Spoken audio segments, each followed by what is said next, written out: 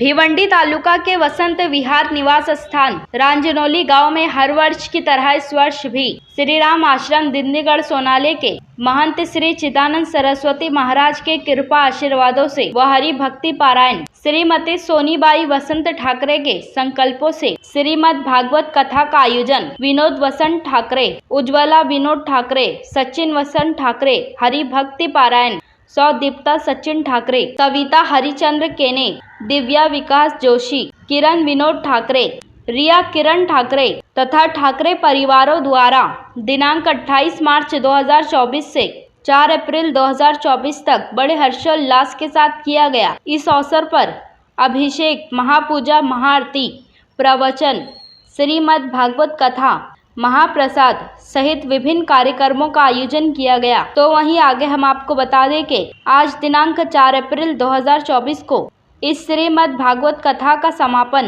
काले का कीर्तन व महाप्रसाद करके की गई।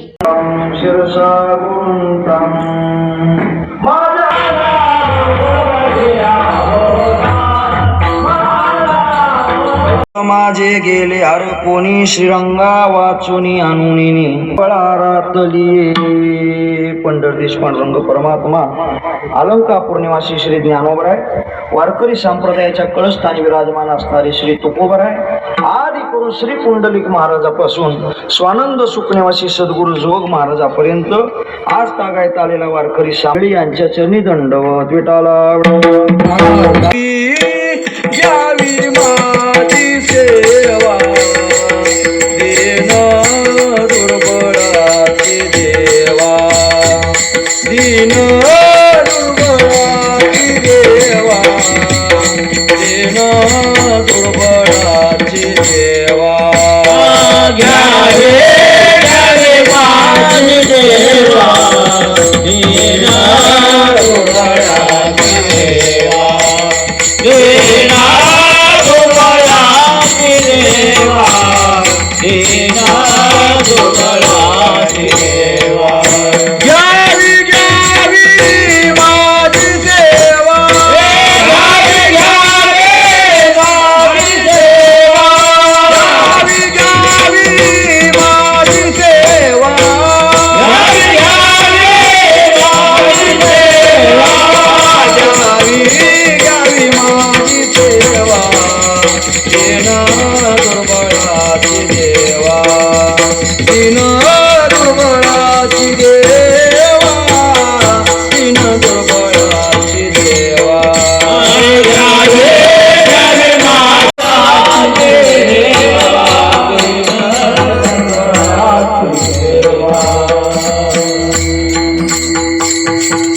घ्यावी घ्यावी माझी सेवा दीन दुर्बळाची देवा ओवळा रातली शिवेला निवडलेला अभंग संत श्रेष्ठ श्री ज्ञानोबराय महाराजांचा असून प्रस्तुत अभंगामध्ये संत श्रेष्ठ ज्ञानोबराय या अभंगात स्वानुभव प्रकट करतायत। अभंगाची जर भूमिका पाहिली तर अभंगामध्ये यासारखे एक वीरहिनी आणि एक वीर राणी हे दोन प्रकारचे अभंग असतात। आजचा सेवेला निवडलेला अभंग वीर राणी प्रकरणातील आहे।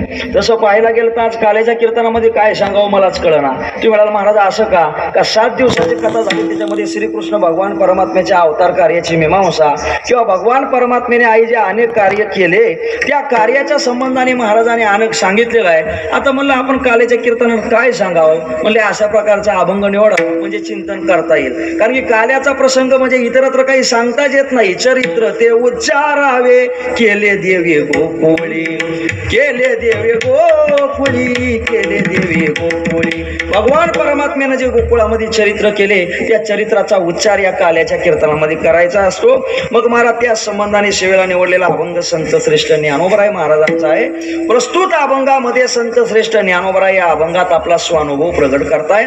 आता जाणकार मंडळी, सुज्ञ मंडळी जरा ऐका, चिंतनीय विषय आहे। तुम्ही जर व्यवस्थित ऐकून घेतला तर तुम्हाला कळल्याशिवाय राहणार नाही। जर तुम्ही ऐकलं नाही तर तुमच्या डोक्यावरून नाही पर मांडवावरून जाईल। बेटाला प्रस्तुत अभंगामध्ये संत श्रेष्ठ ज्ञानोबराय आपला स्वानुभव प्रकट करताय। आता तसं जर पाहिलं बघायला गेलं तर एक असतो अनुवाद आणि एक असतो अनुभव. अनुभव कशाला म्हणायचा आणि अनुवाद कशाला म्हणायचा? स्वतः एखादी गोष्ट प्रत्यक्षात पाहतो आणि लोकाला सांगतो, याला म्हणायचं अनुभवाचं बोलणं. आणि कोणाचं तरी ऐकतो आणि ते ऐकून सांगतो, याला म्हणायचं अनुवाद. आता ज्ञानोबराय स्वानुभव अनुभव प्रगट करतायत असं जर म्हणलं तर ज्ञानोबराय महाराज एक पुरुष आहेत आणि अभंगामध्ये भाषा कोणाची? मात्र स्त्रीची भाषा आहे. मग सांगा बरं, ज्ञानोबराय पुरुष आणि भाषा मात्र स्त्रीची. आता एका पुरुषाच्या मुखाला स्त्रीची भाषा शोभते का हो? महाराज म्हणतात शोभत नाही. आणि ज्ञानोबराय नुसते पुरुष नसून महाराज उत्तम पुरुष आहेत. एक पुरुष असतो, एक उत्तम पुरुष असतो. परमात्मा हा उत्तम पुरुष आहे. काम, क्रोध, लोभ, मद, मत्सर, दंभ, अहंकार हे जे विकार आहेत यांना जो जिंकून आलेला असतो याला उत्तम पुरुष म्हणतात. ज्ञानोबराय नुसते पुरुष नाही, ज्ञानोबराय उत्तम पुरुष आहेत. आणि पुरुषाच्या मुखाला स्त्रीची भाषा आली जाऊ द्या, पण उत्तम पुरुषाच्या मुखाला स्त्रीची भाषा येणं याच्यामध्ये काहीतरी फॉल्ट वाटतो. पण महाराज याच अभंगामध्ये महाराज स्त्रीची भाषा ज्ञानोबराय वापरतात असं नाही. ज्ञानोबरायचे अनेक अभंग आहेत. ज्ञानोबराय म्हणतात का निवृत्ती प्रसादे मी गोवारी वो प्रसादे मी गोवारी निवृत्ती प्रसादे मी गोवारी वो प्रसादे मी गोवारी वो माझा भाव तो विठ्ठल न्यारी हो, माझा भाव तो विठ्ठल न्यारी हो.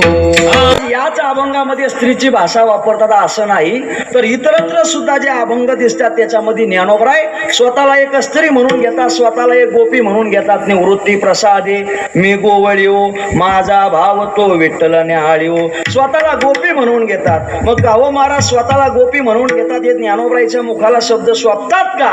महाराज म्हणतात ज्ञानोबरायच्या मुखाला शब्द शोभतात याचा विचार करणे अगोदर गोपी हा स्त्रीवाचक शब्द नसून गोपी हा एक भाव आहे. गोपी हा एक काय आहे? भाव आहे. ज्यानी ज्यानी परमात्म्याच्या स्वरूपाशी एकरूप जो जो जो जो जो जो झाला तो महाराज गोपी याच भूमिकेवर असतो. महाराज जी गोपी भावना जी गोपिकांची आहे तीच गोपी भूमिका नामदेवरायांची आहे, तीच गोपी भूमिका तुकोबरायची आहे, तीच गोपी भूमिका चोखोबरायची आहे. म्हणजे गोपी हा एका स्त्रीवाचक शब्द नसून तर गोपी हा एक प्रकारचा भाव आहे आणि त्या भावाच्या संबंधानं ज्ञानोबराय आपला स्वानुभव प्रगट करतात. मग काही लोक म्हणतील महाराज त्या गोपी या भूमिकेवर ज्ञानोबराय आपला स्वानुभव प्रगट करतात किंवा आपला अनुभव सांगतात, पण गोपी शिवाय काही इतरत्र काही ज्ञानोबरायला काही रूपक करायला भेटलं नाही का? कधी कधी काय असतं माहितीये का, एखादी गोष्ट जर सांगायची असेल, एखादी वस्तू जर माणसाला पटवून द्यायची असेल तर जो दृष्टांत दिला जातो तो दृष्टांत महत्वाचा नसून त्यातला सिद्धांत काय असतो? महत्वाचा असतो. भागवतकार एका ठिकाणी सांगतात वासो यथा परिकृतम मदिरान मधवान वासो यथा परिकृतम मदिरा मधवान. भागवतकाराचं तुम्ही भागवत ऐकलंच, त्या भागवताच्या श्लोकामध्ये असं एक श्लोक आलेला आहे. भागवतकार म्हणतात एखादा दारू पिणारा मनुष्यदेह कसा असतो का त्या दारू पिणाऱ्या मनुष्यदेहाला काहीच कळत नाही. आपण काय करतो, आपण कसं वागतो, आपण कोणाला शिव्या देतो किंवा तुकोबरायच्या भाषेत सांगायचं म्हणजे मध्ये मातल येते नागवेचे नाचे. एखाद्याने जर दारू प्राशन केलं तर तो गावामध्ये नागवा जरी फिरायला लागला तरी पण त्याला कळत नाही का? त्याला धुंद कशाची चढलेली बाबा? त्याला दारूची धुंद चढलेली आहे. मग भागवतकार काय म्हणतात ऐका बरं का, जसं एखादा दारू पिणारा असतो त्याला धुंद असते दारूची. मग महाराज म्हणतात एखादा महापुरुष एखादा महाराज स्थितप्रज्ञ सुद्धा तसाच असतो. जसं एखाद्या दारू पिणाऱ्याला ज्ञानोबराय भागवतकार सांगतात जसं दारूची धुंद असते तसा जो महापुरुष असतो त्या महापुरुषाला परमार्थाची महाराज धुंद असते. आता लक्षात घ्या, सांगायचा कोण आहे? महापुरुष. पण त्याच्याकरता उदाहरण कोणाचं दिलं महाराज? दारू पिणाऱ्याचं दिलं. आता ऐका बरं का, आता महाराज महापुरुष कुठं आणि तो दारू पिणारा कुठं? पण आता इथला दारू पिणारा हा रूपक नाही घ्यायचं, त्यातला भाव महत्वाचा आहे. विटाला सर्वता जाणे ना जो. ज्ञानोबराय सांगतात एखादा संसारिक मनुष्य कसा असतो. बरं का, ज्ञानोबरायची भूमिका आहे का म्हणजे तुम्हाला कळेल. ज्ञानोबराय म्हणतात एखादा संसारिक मनुष्य कसा असतो. म्हणजे चल ना म्हणजे भागवताला जाऊया नको नको म्हणतो. ज्ञानोबराय म्हणतात की पाडे पाहता घरी दया प्रेम आहे असं आहे कशाचीच मर्यादा नाही फक्त परमात्मा आहे आलं म्हणले तुला घर नाही दार नाही पण या जगामध्ये त्या परमात्म्याच्या संबंधाने एकूण झाली जगामध्ये किती सुखाच्या गोष्टी आधी कर्म म्हणजे मला नको आहेत फक्त जीवनामध्ये पण आहे बरं का ज्ञानोबाईची गोडी आहे ज्ञानोबाईच्या विषयामध्ये अष्टभोगामध्ये तुम्हाला आम्हाला सुद्धा तरी वाटतं आणि त्या वाळवंटाच्या प्रदेशामध्ये एवढं गरम व्हायला लागलं पानला मला नाही उंदराच्या पिनाला उंदराच्या पिनाला काय म्हणतात माहिती आहे का उंदराच्या पिनाला काय म्हणतात चुहा हिंदीमध्ये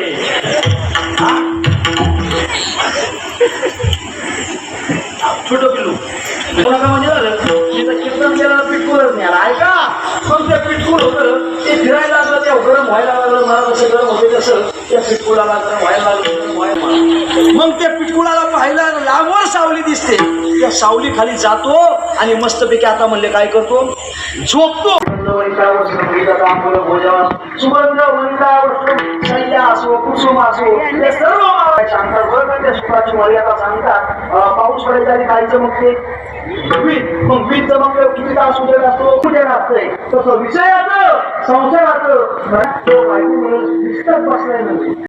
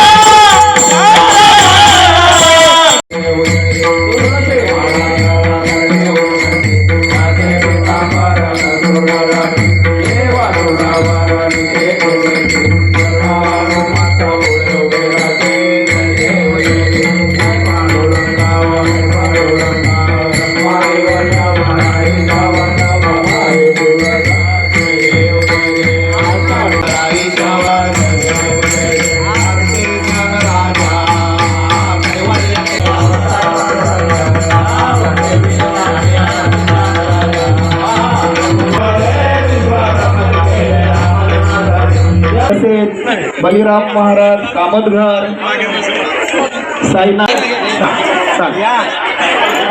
कथा शेवट आणि काळ्याच्या प्रसंगातून तिचा शेवट झालेला आहे. ह्या दररोज 7 दिवस ज्याने ह्या सर्व वारकऱ्यांसाठी सर्व भाविकांसाठी ज्यांची आम्ही नावं घेतो त्यांना आम्ही या ठिकाणी ठाकरे परिवाराच्या वतीने या ठिकाणी सन्मानित करतो. तर कृपया त्यांनी या ठिकाणी यायचं आहे. चला जे पण आहेत प्रमोद माली, गुरुनाथ पाटील, विष्णू म्हात्रे ह्या ज्यांची नावं घेतली त्यांनी या ठिकाणी व्यासपीठावर येऊन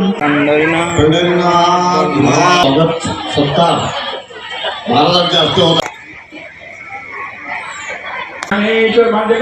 तुकाराम पंढरीनाथ भगवान पंढरीनाथ भगवान सर्वांच्या ठिकाणी आम्ही हार्दिक आभार व्यक्त करतो. अशा प्रकारचा प्रेम सर्व पाहुणे मंडळीचं या ठिकाणी आम्ही